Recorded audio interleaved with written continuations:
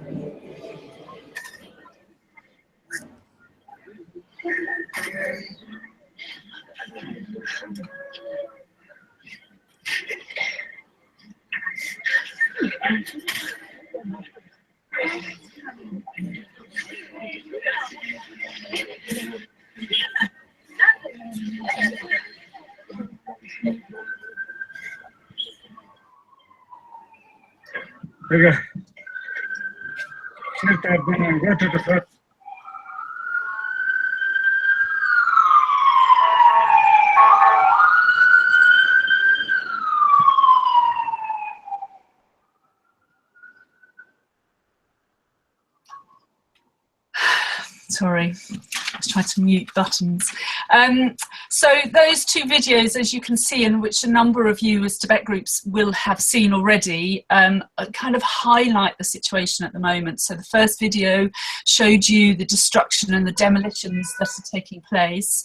And the second video really movingly showed a group of Tibetan nuns who are being evicted, and they're being sent home. They're being sent away from the monastery that they have been studying at, and you can see and hear how distressed they are, how emotional it is for them to having to be evicted like this. So you know, the situation is really very, very serious, and we really need to make sure that we can do as much as possible to kind of highlight this situation and really work on our, you know, whatever actions we can take try and get China to stop doing this, and get our governments to really build pressure on them to ensure that this is stopped.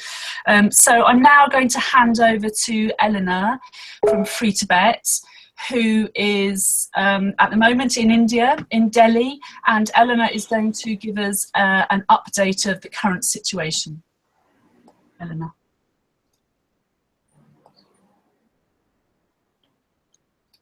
Thank you, Mandy.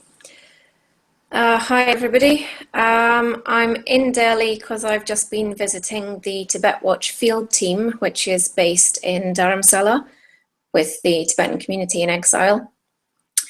And Tibet Watch is Free Tibet's research partner, has been for the last 10 years. And it is the team of researchers based in Dharamsala who get us all of our information that we use in pretty much all of our campaigning, but specifically they've been feeding us everything that we have on Larung Gar. And they've been tracking the situation there since we first heard about the demolitions and evictions back in the summer. So I can share with you the latest updates which they've received on the situation there. And what they've recorded is that since we first heard about this dreadful situation, 600 homes have been destroyed. These are homes belonging to monks, nuns, students at Larung Gar. There was a pause in the demolitions recently, but our information is that the overall project is still going ahead, and that was confirmed when we started to receive details of the evictions taking place. As at the end of September, we understand that 110 people have been evicted. That's 40 monks and 70 nuns.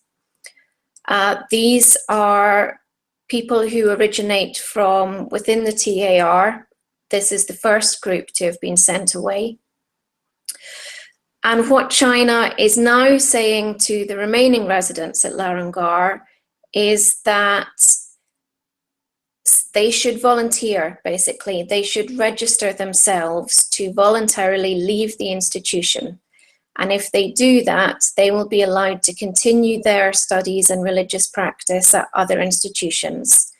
If they don't, then their religious future will remain uncertain. Now, clearly, China is doing this so that it can claim to the international community that it didn't force anybody out and that people left voluntarily. We can all see through it. We know what's really going on. But the abbots and the leaders at Larung Gar are actually encouraging people to register for this voluntary relocation in order to, minimize the risk of anyone being injured or arrested or prevented from continuing their religious life. I think that really is the main concern for the monastery and the individuals concerned, this risk of them being not only evicted, but prevented from further practice and further study. So we're expecting 1,200 people in homes to have been destroyed by the October deadline. And then by next year, we're expecting that to increase to 5,000. So we really are talking hugely significant numbers, and it's an incredibly concerning situation. I'll pass back to Mandy now. Thank you, Eleanor. That was a great update, and amazing to have that information from you whilst you're still there, and you've just been working with people who've been gathering it. So thank you for that. I'm going to pass over to Urgyen, who is going to talk about more in detail about the actual development of the campaign and why it's so urgent that people, Tibet groups really do take part in this. Thank you, Mandy. Yeah, so like Eleanor said, the situation on the ground is really grave. This is possibly one of the most unprecedented acts of religious repression in recent times in Tibet. We have already seen 3 suicides, and there's no predicting the kind of crisis that can unfold as the major day of demolitions and evictions begin. So we, as Tibet groups, have to really see this as an opportunity to get on board this urgent campaign, a diverse range of groups that support not just religious freedom, cultural preservation, and heritage preservation. They also support the kind of social and community work that Larung Gar does so well. So not just Tibetan human rights group, but we can really push for involvement from all these other groups. I think this is an opportunity to do that. And ahead of the Global Day of Action, and ultimately the main scheduled demolition on October 30th, I think all of us around the world that support and are involved in this movement really need to respond to this devastating news and push for urgent action from our representatives. I think it's our job to really express and demonstrate the scale of urgency in this campaign and in this issue. As Eleanor said, there's a real attempt to kind of mitigate the damage that can happen internally from the heads at Larung Gar, and which is really understandable. It's really important for them to kind of maintain a sense of calm, but there's no question that this is one of the biggest crises taking place, and the 3 suicides, they speak for themselves. People have already, practiced so much self-restraint with what's happening right now, and our job is to really get people behind this campaign and get our leaders to speak out, because we have no idea how bad it can get when the rest of the demolitions start on October 30th. So October 19th is the Global Day of Action, and we've all been lobbying our representatives and speaking to various departments in governments, and so we have a few outcomes that we have listed out since our presentation at Brussels, when Eleanor and I spoke about this campaign. And one of the main things that we want our governments to do is, the first thing is very simple. We want them to urge China to cease the demolitions and evictions of students and practitioners from Larung Gar and Yachin Gar, and withdraw the county order on Larung Gar Monastery. We want China to allow religious leaders of Larung Gar to make the decisions concerning any structural changes, and stop and seize any demands that Larung Gar be run by Chinese government officials. And we also, pushing for this outcome, which is we want China to agree to dates for at least one diplomatic visit with unfettered access to Tibet, including Larung Gar and Yachin Gar, and agree for a date for a visit from the High Commissioner for Human Rights of China and Tibet, as agreed during the Universal Periodic Review of China, which happened in 2013. And finally, we want the withdrawal of all security personnel and restrictions from the monasteries, and an end to patriotic re-education at the monasteries. So these are a few outcomes that we look forward to as a result of our actions throughout the world, sort of both lobbying and Global Day of Action through rallies and public advocacy. So the government, what could the governments do as a result? So what are we aiming for? We're aiming for governments to raise identical concerns, both publicly and bilaterally and multilaterally at the summits and meetings. We want them to also do a joint démarche to China by a group of like-minded governments, a joint urgent appeal by collection of special procedures And finally, an urgent statement by the UN OHCHR, which we feel are really concrete things that we can push for. And so, like I said before, we really need to maximize on the potential of the Larung Gar issue. It is a vibrant, beautiful community that has a lot of culture behind it. It has a lot of history behind it, and it's something that a lot of people can get behind, because this is an issue that's faced by many religious groups around the world, and many cultural groups and many heritage groups around the world. So I hope that we can really push for maximum impact with this global day of action for Larung Gar.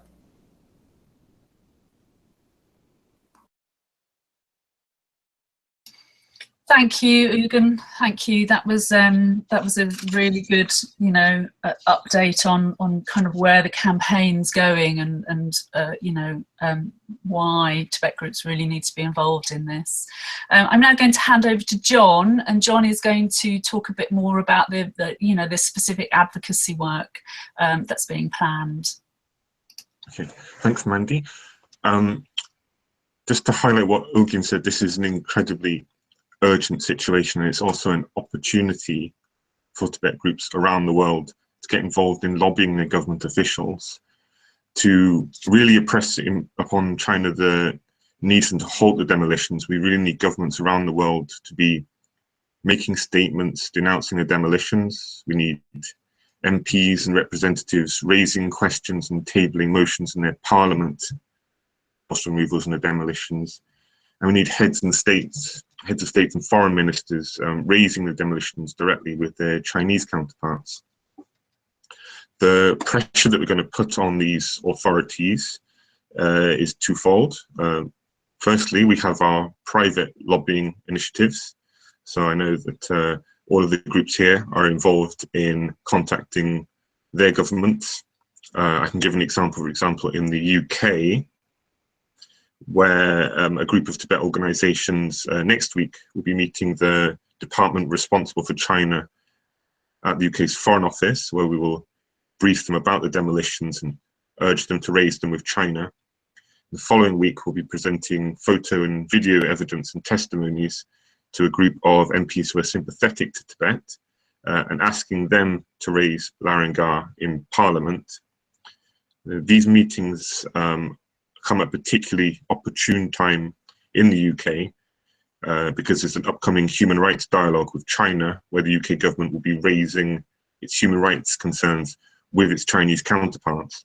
But groups in other countries also need to make a similar push, and they need to get their supporters involved. We know that around the world, Tibet groups in almost every continent are on board with lobbying their government officials. We've heard about Tibet groups, for example, in the US and Canada and Japan, across Europe, South America, places like Chile, and in North America, Mexico, and several other Asian countries agreeing to lobby their governments, and also taking part in our advocacy week, which started on the 3rd of October, but it will continue in the run-up to the Day of Action on the 19th. And this is a series of actions that Tibet groups are urging their supporters and their members to carry out. And to help them do this, ITN and the other groups here have helped produce a series of actions that supporters can easily do, including model letters to their elected representatives and foreign ministers, talking points, and a guide to how to lobby their local representatives to get them to raise Larung Gar at national level. And these resources have all been translated into French and Portuguese and Spanish to maximize the global impact of this campaign. There's also small actions that people can do, such as the hashtag that SFT have produced, I Stand with Larung Gar, and the ribbon that they can put on their profile pictures on Twitter and I think Facebook too, that also say that they stand with Larung Gar. And also each of the organizations here and a few other Tibet groups around the world too have their own long-standing actions. supporters should take advantage of the awareness being raised by the lobbying week, if they've signed these actions, to share them with other people and make sure that as many people take part in them as possible.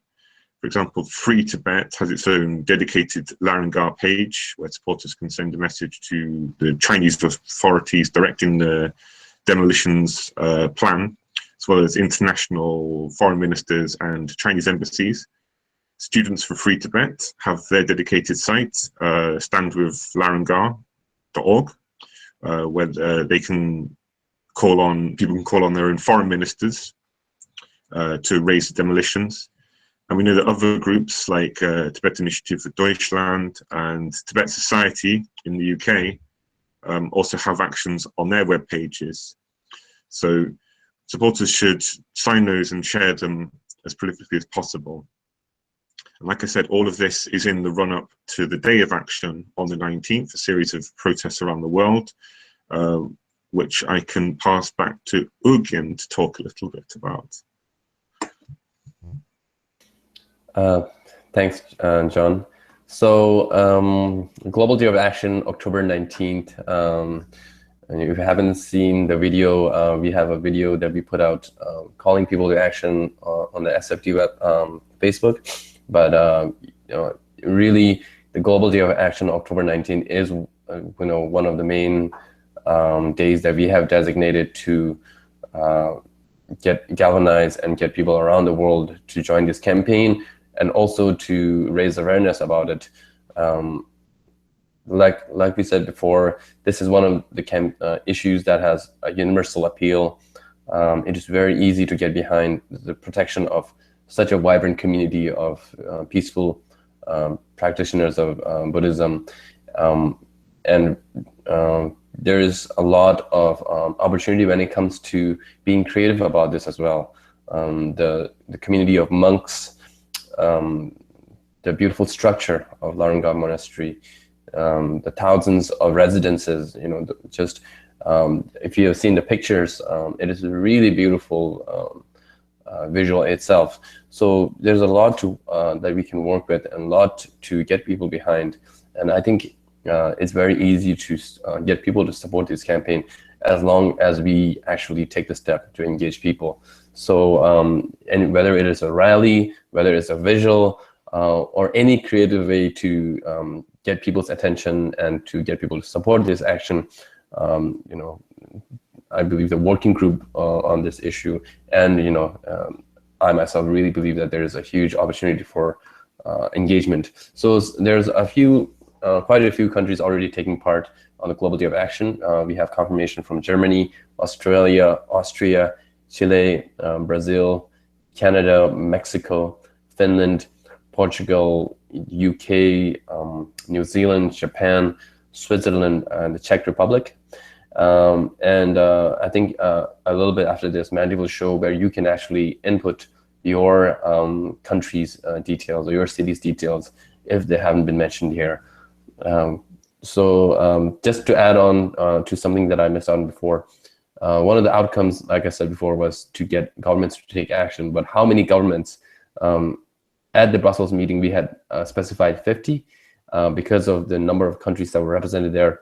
But if we can even get a minimum of 10 countries, 10 like-minded nations, to make these urgent statements for Larung Gar, and if not 20, that would be something that we can measure as a huge success in this campaign.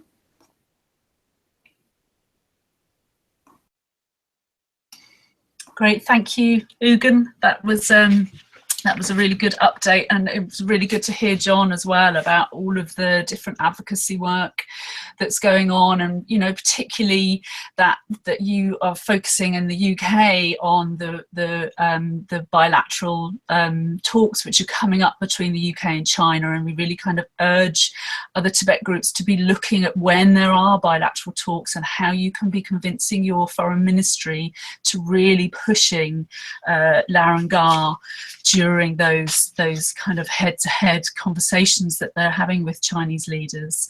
I also really wanted to reiterate what Urgyen raised earlier, the point about how, you know, this is such a serious situation, and we have an opportunity in the Tibet movement to really kind of galvanize other religious communities and organizations who would be really interested to know about what's going on at Larung Gar, and I'm sure would kind of support our call for the activities of the Chinese government to absolutely stop, and for the Tibetans to be given their own rights to religious freedom, but also to govern you know, what happens in the Tibetan monasteries. So we really kind of urge you to seek out new opportunities and new avenues to be able to promote this campaign, and to be able to really galvanize the support that we can get from different places, because I think that can really make a difference, and it could really enable this campaign to kind of move forward and be successful. So what I'd really like to do now is to once again share my screen with you, and to show you, as both John and Urgyen said, some of the resources and materials that not have only been made by the campaign working group and by Tibet Network, but by some other Tibet groups as well, and these include different petitions, etc. I'm going to start off by sharing the right screen with you, and I'm hoping you can all see that screen. As Urgyen said earlier, we have a specific page on the unitefortibet.org site, and on that page you can find a world map which has placements of all of the places where there are activities happening for the Stand with Larung Gar protests. And you'll see at the moment, you know, there's a good amount of placements on there. We've got Austria, Brazil, Canada, the US, Chile, Japan, the UK, Finland. So we really want to cover more placements on this map, and it's quite easy for you to do if you already have a protest organised. Then you can go to the page, which is on unitefortibet.org. If you go to the home page, you can easily find this map, and you can add in what your protest is, and it will then be highlighted on the map, and we can kind of really show the strength of support that there is.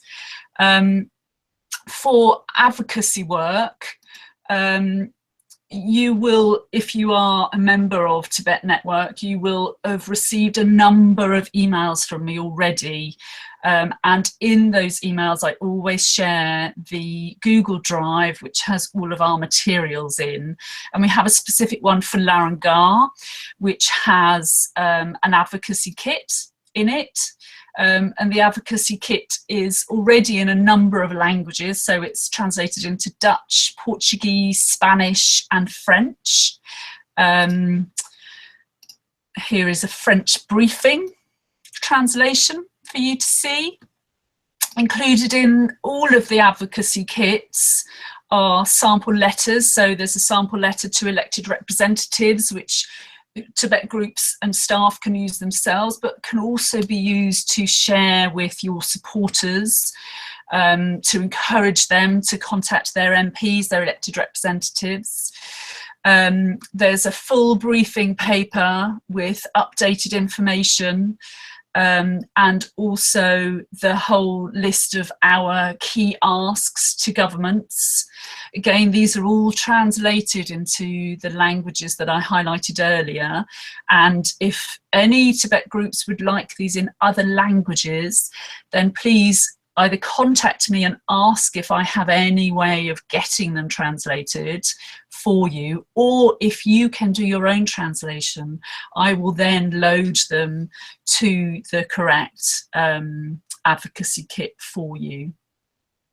And included in the advocacy kit are a couple of guidelines. So we have a guideline for Tibet groups on how to organise an advocacy week for themselves, which has guidelines on how to lobby elected representatives, how to set up key meetings, face-to-face meetings, and what to raise and how to raise it.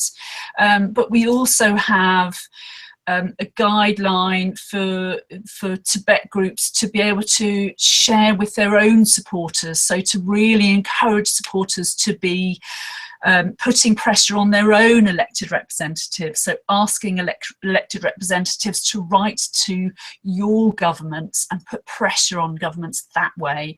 And one of the ways we're encouraging you to do that as Tibet groups is to ask supporters to make a very simple phone call, so to call the representatives and to go through a number of steps to raise this issue.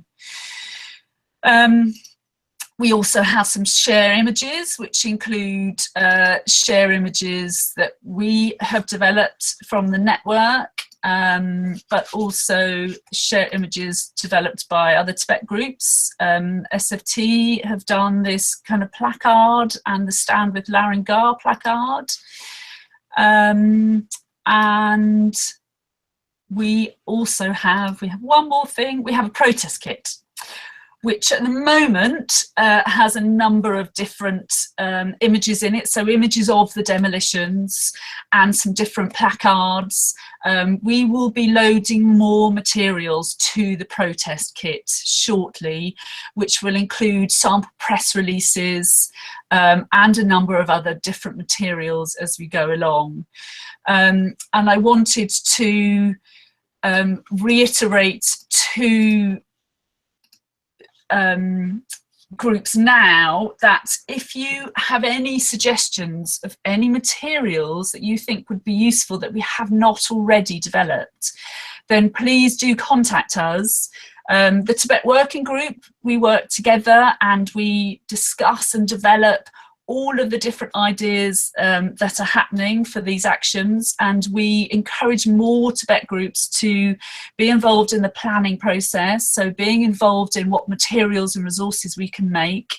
And further down the line, after this kind of initial point that we're at in the campaign, we will be asking for more groups to join the actual campaign working group to help us develop the next steps that we will take post October the 30th. And we will share more information about that shortly. And again, I just want to share the last few,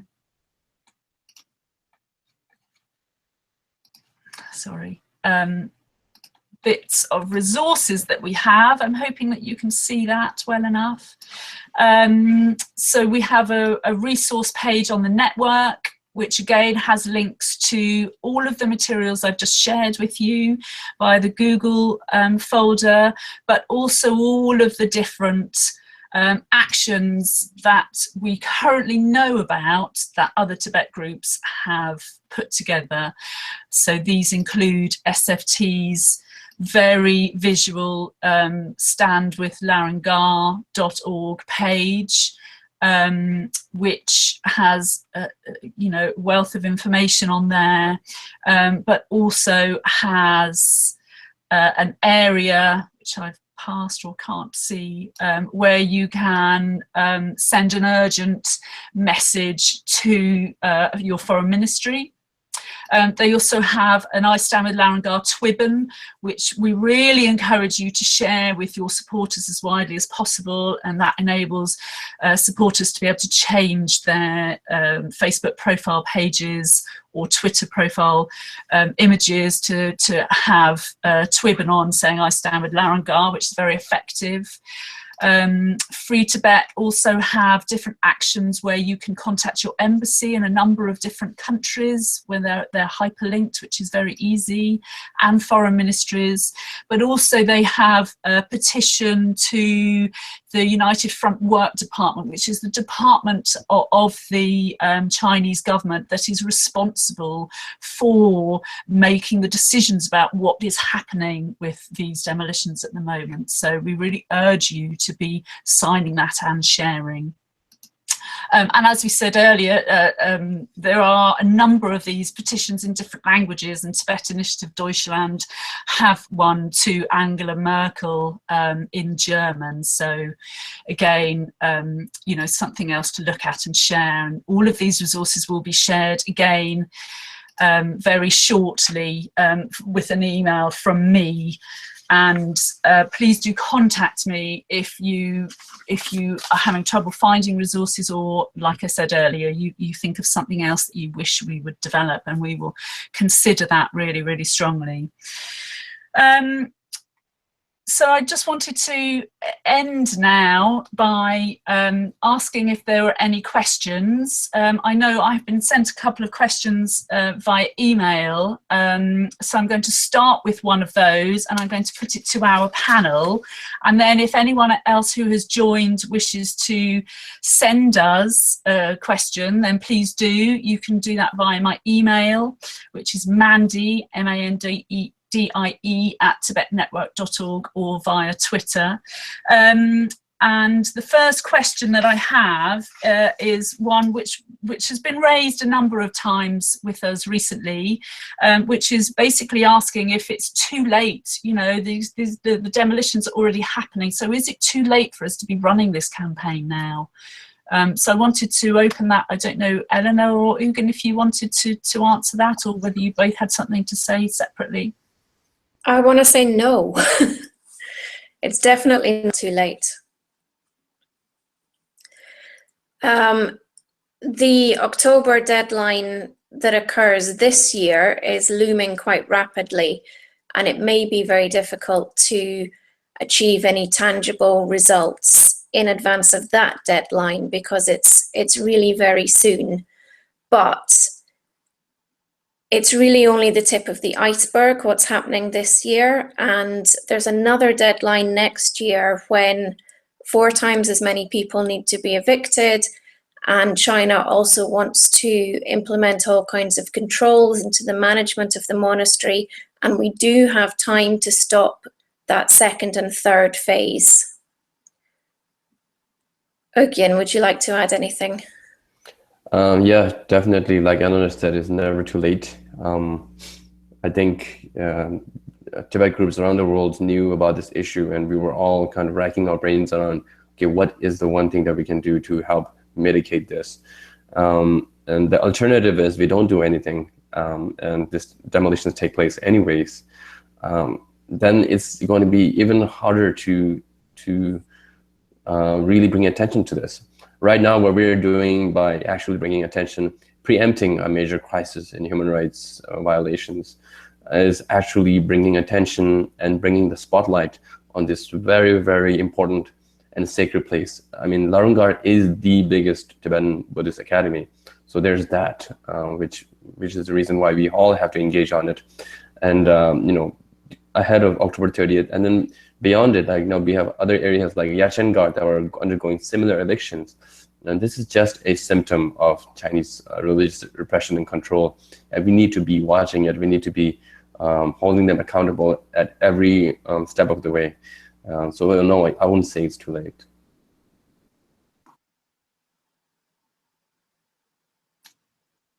Thank you. That was great. There has been a lot of, you know, questions about that, and I think that's the whole point, is that this, you know, this really is a multi-phase campaign that the Chinese government are running themselves at Larung Gar. So it really isn't too late at all to have an impact here. There was also a question about, and you raised this, you touched on this, Eleanor, earlier, about hearing that the demolitions have actually stopped. Could you just kind of reiterate what you said earlier about that, Eleanor? Yes, certainly. We did hear that there had been a pause in the demolitions, and we haven't been able to ascertain exactly what the reason is. But what we believe is that they had carried out the number of demolitions that they were required to do by that particular deadline, and that the work will continue again at some point. They have demolished 600 houses. They're now focusing on eviction.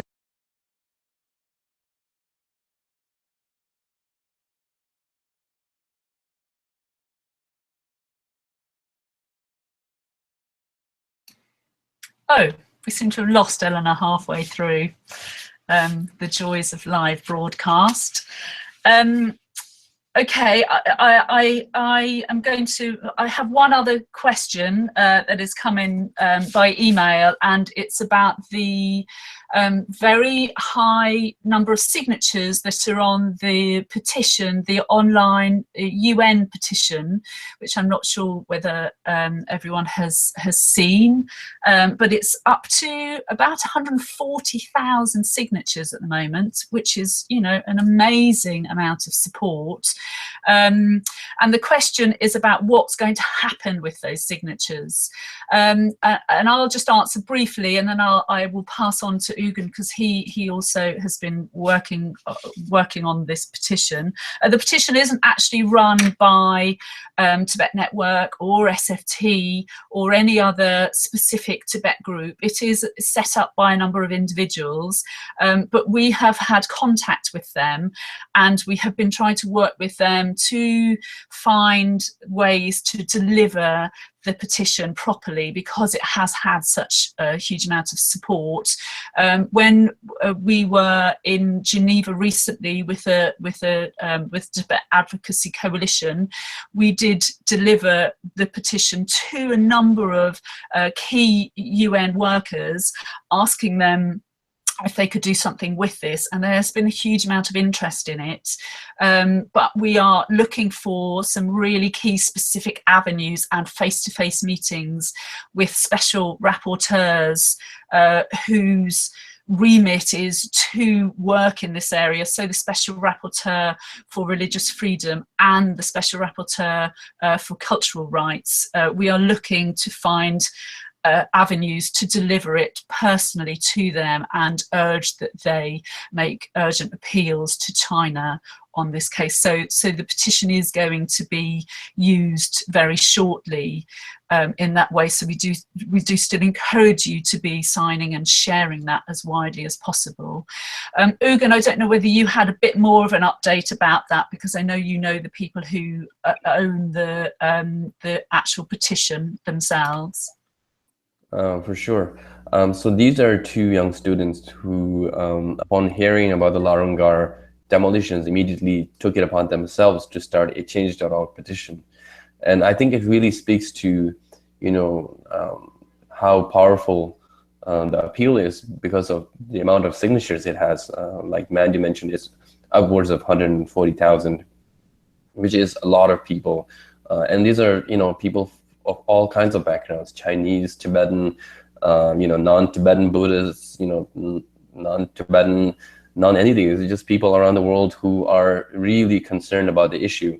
And it really shows how much impact this news is having, this update is having on people around the world. And like Mandy said, you know, we're working with them to help really deliver this in the most effective fashion, and to make sure that the special rapporteurs in the departments that Mandy mentioned receive it, and you know, that we personally get to deliver it in some capacity.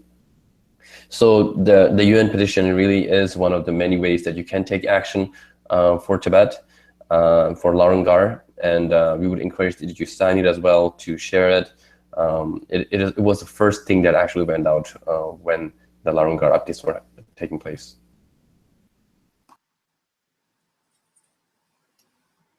Thank you, Urgyen. And I've just had one last question in, and it was actually asking about the suicides. And the question is how many suicides have been confirmed? Eleanor, I wonder whether now we have you back, whether you... Yes, sorry about that. We haven't been able to confirm the details of the suicide so far. However, the situation in Larung Gar is incredibly tense. Communications are restricted at best. At times they're completely cut off. There's a general climate of fear around the place. You know, there's a huge security build-up in the area. It's very difficult to get information in and out. And this is normal when there's any kind of protest or sensitivity in Tibet. Areas are quite often cut off for weeks or even months at a time. So it could be much later this year or even next year before we're able to conclusively verify that information. So I'm afraid I can't give a clear answer on that one at the moment, but hopefully everybody now understands why. Yes, thank you. Thank you. Okay, unless we have any questions from Teraluz or Torben who are with us in the Hangout, I don't have any more questions coming in at the moment. So I think we will finish there. I really want to thank everybody for joining us and once again reiterate that this is such an important campaign, and with so much support gained in Brussels at the Tibet Support Group meeting, we have worked really hard together to ensure that we can try and build as much coordinated activity to enable Tibet groups to be able to collaborate together and kind of really work together to build as much pressure as possible. And we hope you can carry on and join in with the advocacy work that's taking place around the world, and also to do whatever action, be it a protest, be it a vigil, be it the advocacy work that you're going to do, to really take part in something on the Global Day of Action on the 19th of October. And like I say, we will be sharing more information really shortly about everything that you can do. So that said, I'm going to finish by sharing the map for one last time, and I will sign off. So thank you very much, and we'll speak to you soon. Thank you, Mandy. Thank you, everyone. Thank you, everyone. Bye. Thank you. Bye.